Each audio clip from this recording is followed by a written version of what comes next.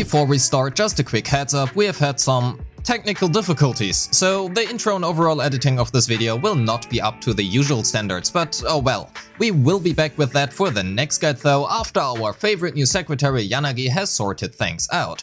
And by sorted out I mean completely demolished our enemies. We will cover her kit and how she plays, her best weapons, destroys and disdrive sets, her main and substats, her teams, combos and Mindscapes, and lastly, let's also talk about her pros and cons. Welcome! I am Rivenous and this is your complete guide to Tsukishiro Yanagi.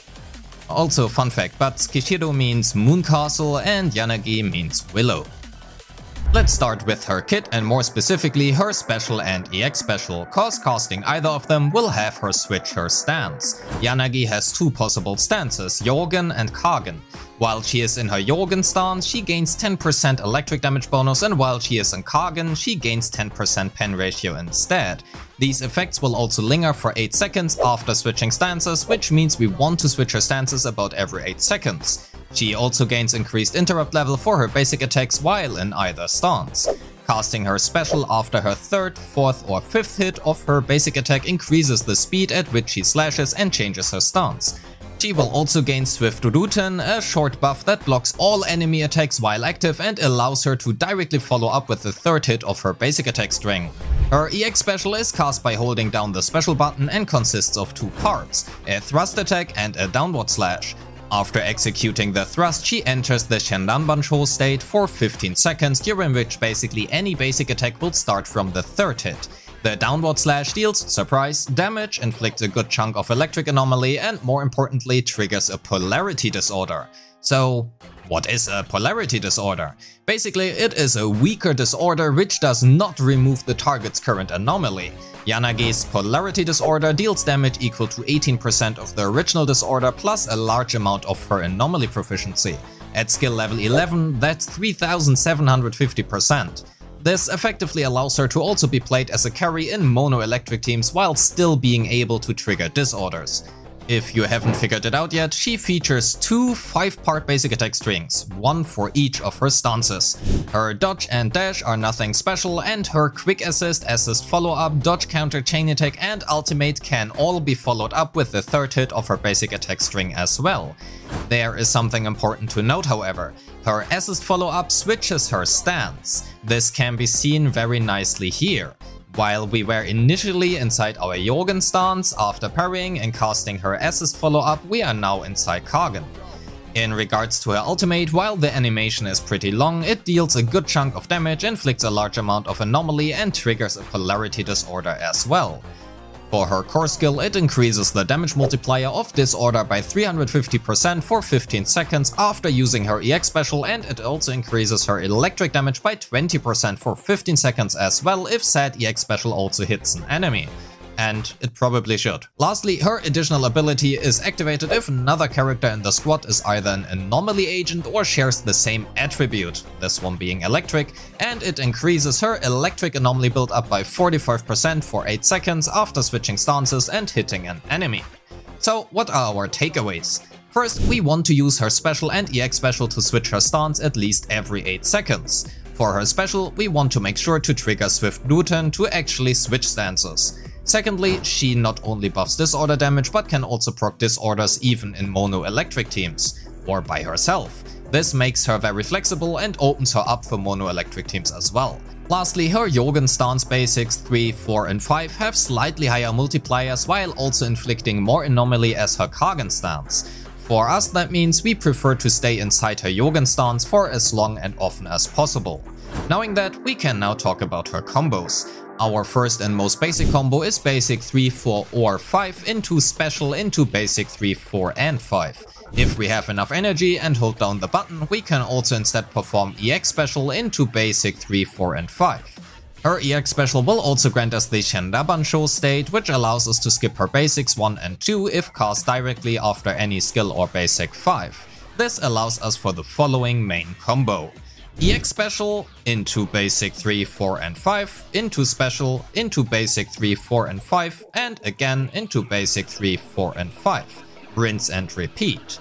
because many of her skills can be followed up with her basic 3 as well. Given the fact that she's an on-fielder, we do want to dodge once in a while, so adding a dodge counter in here is not really punishing for us as well.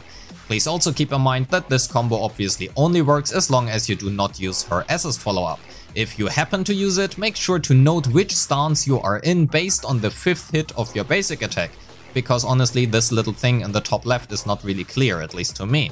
Then adjust the combo accordingly. If you are in the Yogan stance, you can proceed normally and press EX special. If you are in the Kagen stance, press special instead. Here are both stance basic attacks again side by side.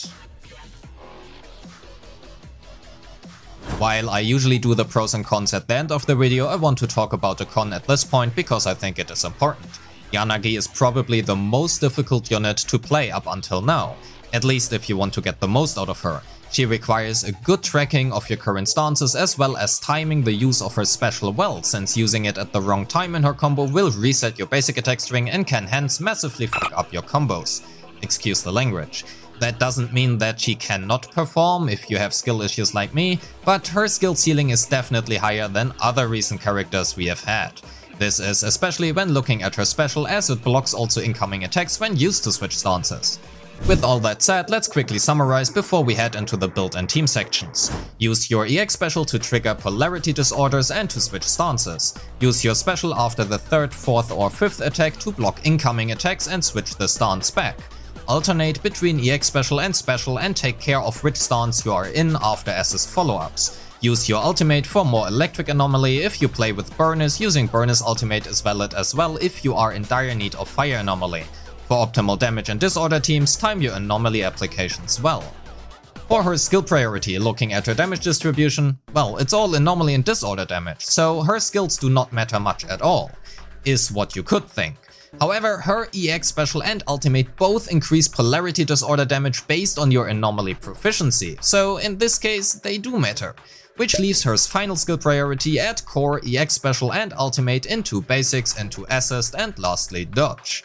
Let's continue with her weapons. Oh boy do I have bad news. First up, her signature weapon is her best in slot, and that is by a wide margin. Even a fully stacked fusion compiler, which she can actually achieve, is pretty far behind her signature.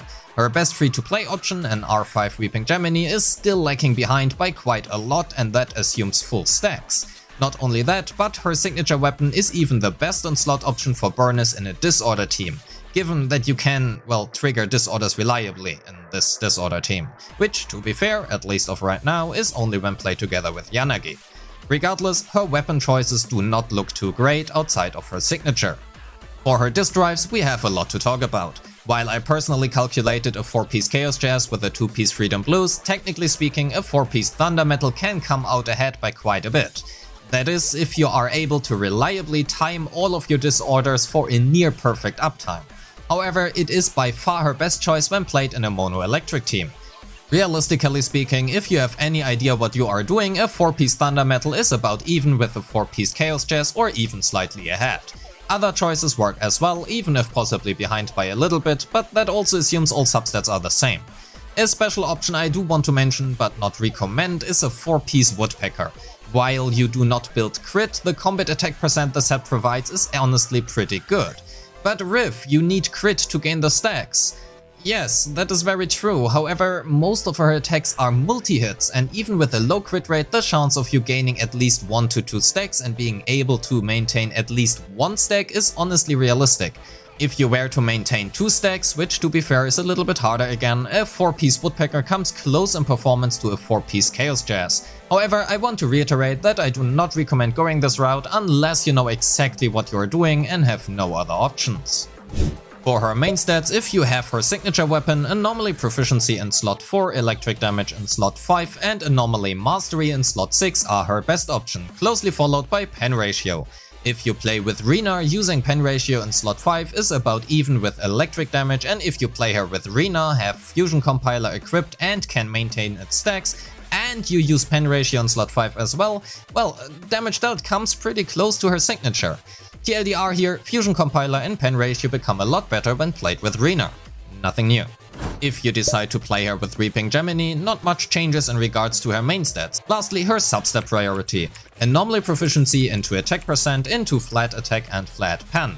Compared to other Anomaly units so far, she also keeps scaling extremely well with AP, which is due to all the additional disorders she procs, which in this case means the more the better. Side note, make sure to hit at least 375 Anomaly Proficiency if you plan on using her signature. For her Mindscapes, her M1 provides short invulnerability windows and 80 AP, her M2 slightly increases anomaly build-up and allows her EX special thrust to hit multiple times while also increasing the damage dealt by polarity disorder. Due to her EX special now consuming more energy, Rainforest Gourmet also became slightly better. As per usual, her M3 and M5 don't really matter. Her M4 gives 16% pen ratio to the entire team, and her M6 has yet again a lot of text to state that you do a lot more damage. It provides 15% combat attack, 20% EX special damage bonus and increases the amount of thrusts and hence the disorder damage gained even further while having the energy cost stay the same. That said, as nearly always, her M1 and M2 are pretty good, and that is also the stopping point I would recommend if you decide to go for her Mindscapes. Her weapon is better than her M1 though.